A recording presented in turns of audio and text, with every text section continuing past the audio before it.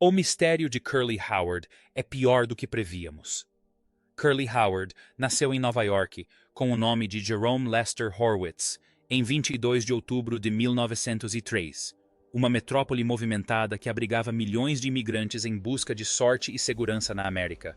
Ele era filho de Jenny Gorovitz e Solomon Horwitz, ambos membros da comunidade judaica imigrante. Seus pais trabalharam arduamente para criar os filhos e prover para eles em uma época em que a vida era frequentemente difícil para as famílias da classe trabalhadora. Curly era o caçula dos 5 irmãos, o que significava que ele era o mais mimado e o mais protegido de todos. Sua família era de origem judaica-lituana e trouxe consigo muitos costumes, idioma e cultura do Velho Mundo, que se integraram à sua nova vida na América. Sua família se afeiçoou muito a ele desde que era o caçula. Seus irmãos o chamavam de Bebê, e o apelido carinhoso o acompanhou durante toda a sua infância e adolescência. Mais tarde, ele seria reconhecido pelo apelido de Curly, uma alusão irônica à sua decisão de raspar a cabeça, expondo o couro cabeludo e contribuindo para sua persona cômica no palco. Seu nome hebraico, Yehuda Lev Ben Shlomo Natan Halevi, era testemunho de suas ricas raízes culturais e religiosas, uma lembrança constante para todos que o conheciam de sua ascendência judaica e das tradições de sua família, mesmo enquanto ele conquistava seu espaço no showbiz americano. Segundo todos os relatos, Curly era um menino quieto e sensível durante a infância, bem diferente da persona exuberante e excêntrica que interpretaria na TV. Seus pais não precisavam se preocupar muito com a disciplina dele, já que ele nunca foi o encrenqueiro em casa. Na escola, no entanto, ele era apenas um aluno mediano, não um gênio. Ele não era um estudioso, mas era um atleta nato que compensava a falta de conhecimento livresco com sua própria força física. Ágil e coordenado, qualidades que lhe seriam muito úteis mais tarde em suas performances cômicas com os Três Patetas. Desde cedo, ele também admirava seus irmãos mais velhos, principalmente Moe e Shemp, e queria seguir o exemplo deles. Assim como eles, abandonou a escola antes de se formar, fazendo bicos para se sustentar e desenvolver sua independência. O que muitos não entendem, no entanto, é que Curly tinha habilidades criativas além do humor. Ele era um bom dançarino de salão e também tinha uma voz encantadora para cantar, o que provava que seu leque de aptidões era consideravelmente maior do que as façanhas físicas extravagantes pelas quais ele posteriormente se tornou famoso. Apesar desses talentos refinados, o humor era o que mais o cativava. Ele gostava de fazer as pessoas rirem, mesmo em situações casuais. Desenvolveu uma paixão pela atuação e pela performance desde cedo. Um evento de sua infância teve grande influência no seu estilo dramático posterior. Curly, aos 12 anos, acidentalmente atirou no próprio pé enquanto manuseava uma arma carregada. Ele quase morreu no acidente, quase sangrou até a morte. Felizmente, seu irmão Moe agiu rapidamente e o levou às pressas para o hospital, onde os médicos conseguiram salvar sua vida.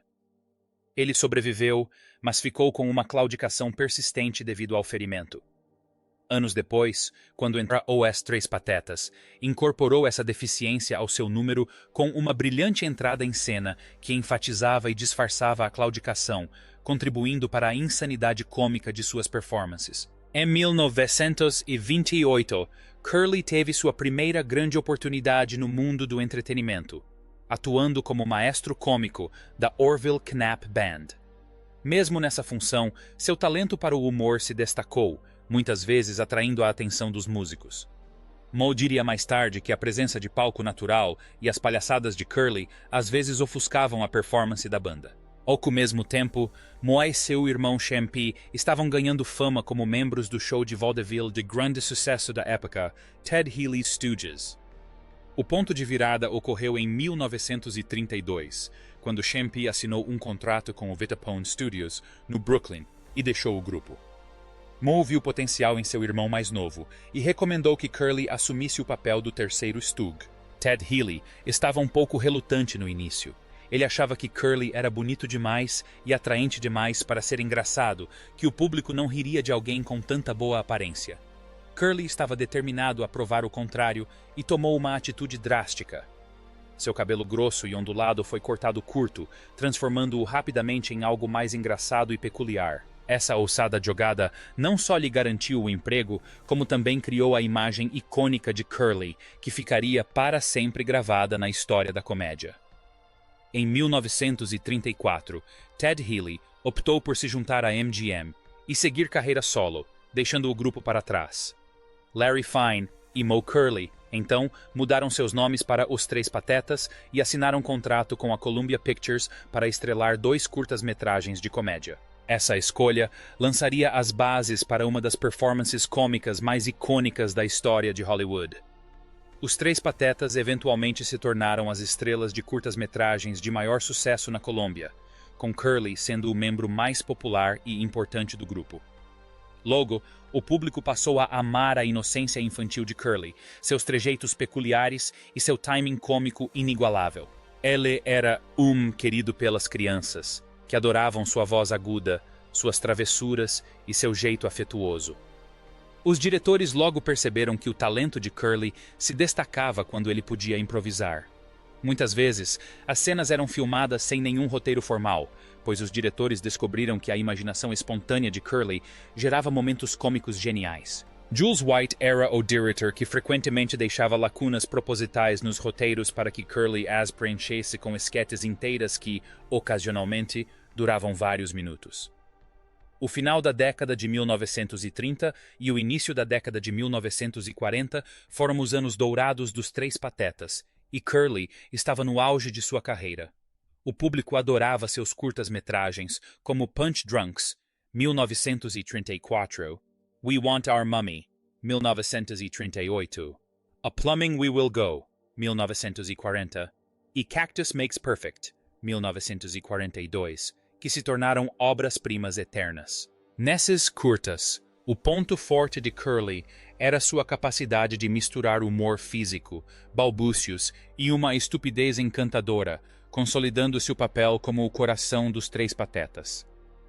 Seu irmão Moe certa vez disse que, se Curly errasse suas falas no set, os diretores raramente gritavam "corta". Em vez disso, Curly improvisava à vontade, muitas vezes transformando gafes em algumas das sequências mais engraçadas. Seus trejeitos característicos, expressões faciais e travessuras criativas eram tão parte integrante do espetáculo que, mesmo quando Curly teve que se afastar dos Três Patetas por motivos de saúde, seu estilo foi copiado pelos outros, em respeito ao seu legado duradouro. A vida pessoal de Curly Howard foi complicada, com vários casamentos e relacionamentos que refletiam seu anseio por segurança e os desafios que enfrentava como um artista amado, porém atormentado. Ao longo de sua vida, Curly casou-se 4 vezes e teve 2 filhos, cada relacionamento contribuindo com um novo capítulo para sua história. Ele se casou com Julia Rosenthal em 5 de agosto de 1930. No entanto, esse relacionamento foi excepcionalmente breve, durando menos de 6 meses antes de terminar em divórcio em 6 de janeiro de 1931. Muitos biógrafos afirmaram que esse casamento possivelmente foi precipitado, talvez num momento de impulsividade juvenil por parte de Curly. Nessa fase da vida, ele ainda estava tentando encontrar seu caminho e não havia alcançado o reconhecimento que viria com sua entrada para os Três Patetas em 1932. A curta duração do casamento sugeriu que as personalidades ou aspirações do casal talvez não fossem compatíveis. Julia Rosenthal é pouco conhecida depois disso, mas sua importância na vida de Curly representa a primeira de várias tentativas de encontrar uma companhia duradoura. Sua segunda esposa, Elaine Aki, casou-se com ele em 7 de junho de 1937. Essa ligação foi muito mais importante, durando 3 anos e terminando em divórcio em 11 de julho de 1940. Ele se casou com Elaine e juntos tiveram uma filha, Marilyn Howard Server, em 18 de dezembro de 1938. O nascimento de Marilyn foi um ponto de virada crucial na vida pessoal de Curly, pois ela se tornaria uma de suas 2 filhas e uma parte querida de seu legado. Marilyn teve uma vida longa, falecendo em 6 de maio de 2025, mais de 87 anos após seu nascimento. Ela teria carregado consigo o legado de seu renomado pai, embora tenha se mantido longe dos holofotes na maior parte do tempo. Curly tinha uma agenda lotada e problemas pessoais que ocasionalmente o impediam de estar tão presente quanto gostaria, mas seu amor por Marilyn era genuíno. Após o divórcio de Elaine, Curly buscou companhia novamente e casou-se com Marian Buxbaum em 17 de outubro de 1945. Mas o casamento foi notoriamente conturbado e desagradável. Os relatos indicavam que o relacionamento era repleto de tensão, com o casal entrando em conflito por questões financeiras e pessoais. Eles se separaram pouco tempo depois e o divórcio foi finalizado em 22 de julho de 1946. Muitos amigos e colegas de Curly disseram posteriormente que esse foi um momento de grande estresse e tristeza em sua vida e que o fim do casamento o deixou mentalmente abalado. A instabilidade de seu casamento com Marian foi especialmente difícil para um homem cuja saúde já estava debilitada por derrames e pelo desgaste físico a longo prazo de seu trabalho como humorista. O último casamento de Curly acabou sendo o mais longo e o que lhe trouxe mais apoio em toda a vida. Ele se casou com Valerie Newman em 31 de julho de 1947, que permaneceu sua esposa dedicada até sua morte em 18 de janeiro de 1952. Valerie era geralmente considerada um fator de calma e tranquilidade nos últimos anos de vida de Curly. Seus casamentos anteriores haviam sido breves e terminado em desgosto, mas o compromisso de Valerie com ele foi constante, especialmente durante o longo e doloroso período em que sua saúde se deteriorou após um grave derrame em 1946. À medida que a doença dele progredia, ela cuidou dele com esmero, com uma dedicação e compaixão que a diferenciavam de suas amantes anteriores. O casal teve uma filha, Janie Howard Hankey, nascida em 1948. Janie era apenas uma criança quando seu pai faleceu em 1952, e suas lembranças dele eram poucas. Mas ela percebeu que Curly não iria embora, que ele continuaria vivo não apenas em seus livros, mas também em sua família. As pessoas geralmente pensam na risada contagiante, na energia frenética e nos bordões imediatamente reconhecíveis de Curly Howard, o popular palhaço careca e infantil dos Três Patetas. Mas por trás das palhaçadas cômicas que cativaram milhões, existe um passado muito mais sombrio e cheio de nuances que muitos fãs desconhecem ou acreditam conhecer. O enigma de Curly Howard é mais perturbador do que imaginávamos, pois não se trata simplesmente da história de um comediante que brilhou intensamente e se apagou cedo demais. Questões sem resposta, conexões rompidas, problemas ocultos, e a possibilidade de que o cara que o público admirava fosse muito mais triste do que qualquer um poderia imaginar. Para começar, a vida privada de Curly era um caos, o completo oposto de sua imagem pública. Na televisão, ele era a persona inocente e infantil, manso, ingênuo, incapaz de maldade. Fora das telas, porém, sua vida era um caos de relacionamentos instáveis, alcoolismo, infidelidade e casamentos fracassados.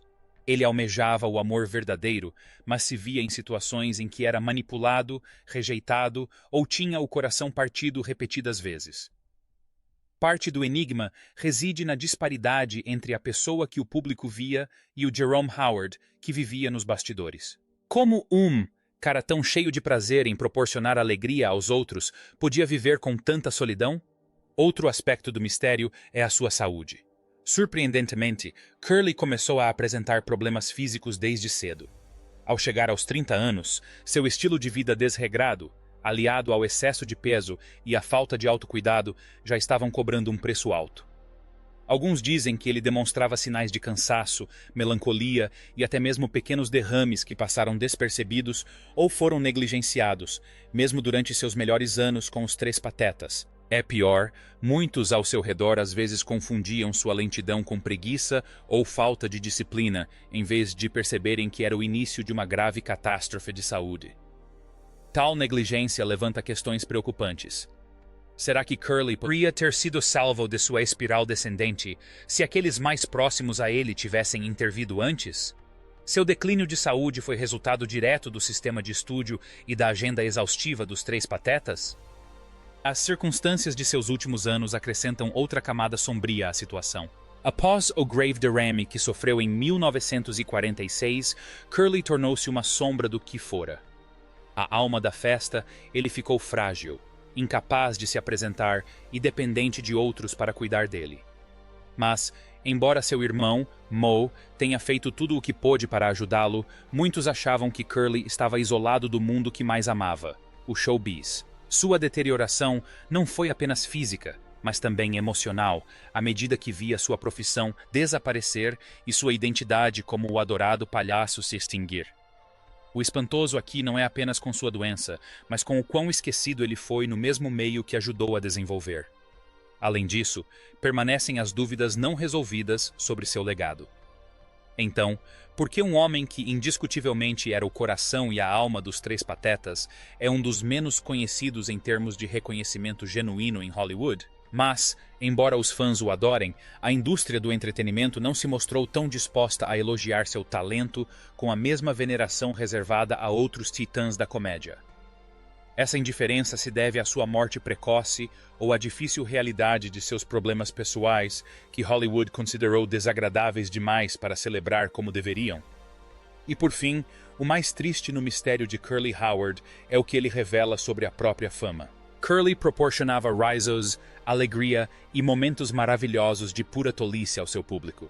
Mas sua vida pessoal era um reflexo de tristeza, com pouco da alegria que ele transmitia. Isso me faz pensar naquela ideia perturbadora de que, às vezes, as pessoas que mais nos fazem rir são as que carregam a maior angústia. Há mais no enigma de Curly do que uma biografia sem solução. Trata-se da natureza do estrelato e de como a sociedade devora seus comediantes sem reconhecer completamente o preço a pagar. Quanto mais descobrimos sobre a vida de Curly Howard, pior fica. Ele era mais do que um palhaço. Era um ser humano frágil, cujos problemas se escondiam sob a alegria que proporcionava. E a questão de por que sua vida se desintegrou tão rapidamente, por que ele não recebeu os cuidados adequados, por que seu legado não foi mais plenamente celebrado, é pior do que imaginávamos.